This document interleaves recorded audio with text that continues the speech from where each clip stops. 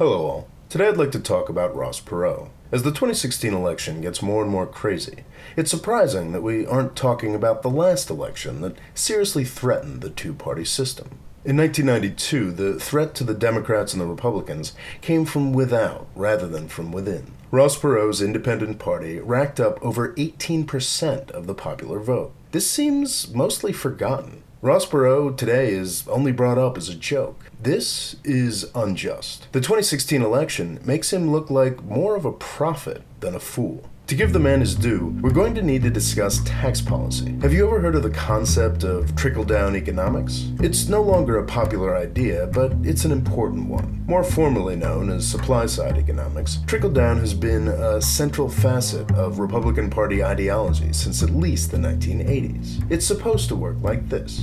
If we cut taxes, then our economy's job creators will get to work, invest their money, grow the economy, and everybody will benefit. It worked great with the Kennedy tax cuts of the 1960s, kind of worked with the Reagan tax cuts in the 1980s, and completely failed with the Bush tax cuts in the 2000s. The Bush tax cuts did succeed in growing the U.S. economy. GDP growth rates topped 6% in 2003, 2004, and 2005. But along the way, the connection between the rich and the rest got broken. The benefits of the Bush tax cuts completely failed to trickle down to the American worker. So what happened? The Democrats claim that it's the tax cuts that are the problem and that supply-side economics simply doesn't work. The Republicans are completely oblivious and are claiming that further tax cuts are the way to solve our income inequality problem. They're both wrong. The answer is obvious, but nobody other than Sanders and Trump wants to talk about it. Let's go back to 1992 and listen to Ross Perot as he discusses the North American Free Trade Agreement.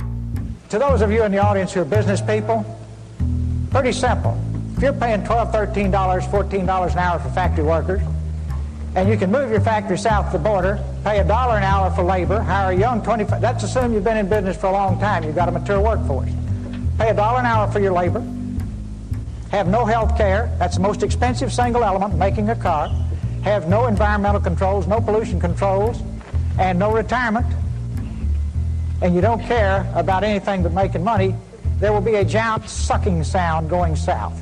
Perot was mocked for this speech when he made it, but the giant sucking sound is exactly what happened. As U.S. business benefited from NAFTA and jobs went south to Mexico throughout the 1990s, the connection between U.S. economic growth and the median U.S. income began to break down. In the 1990s, the top 5% started getting richer a lot quicker than everyone else. With China's accession to the World Trade Organization in 2001, that connection was obliterated, and the giant sucking sound went massive. Since 1999, the median household income in the United States has actually fallen. These trade agreements have done incredible good in the world. As I've mentioned elsewhere, they've been great for the top 30% or so of Americans who can benefit from a globalized world. They've been extraordinary for hundreds of millions of Chinese, and they've built a real middle class in Mexico. In the process, we've securely locked Mexico and China into the capitalist world system, which is a very, very good thing. The sucking sound itself may even be ending. One last point here. I decided I was dumb and didn't understand it, so I called a who's who of the folks who've been around it. And I said, why won't everybody go south? They said, we'll be disruptive. I said, for how long? I finally got them up for 12 to 15 years. And I said, well, how does it stop being disruptive?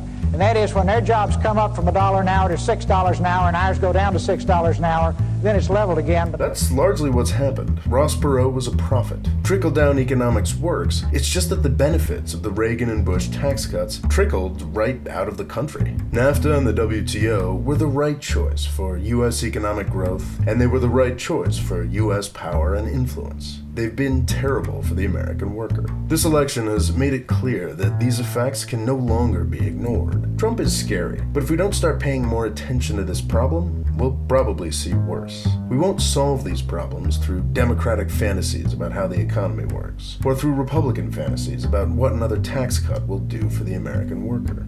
I'd love to hear what Ross Perot thinks we should do. Thanks for watching. Please subscribe. And if you'd like to help me make more videos like this one, please click on the Patreon link here to find out how.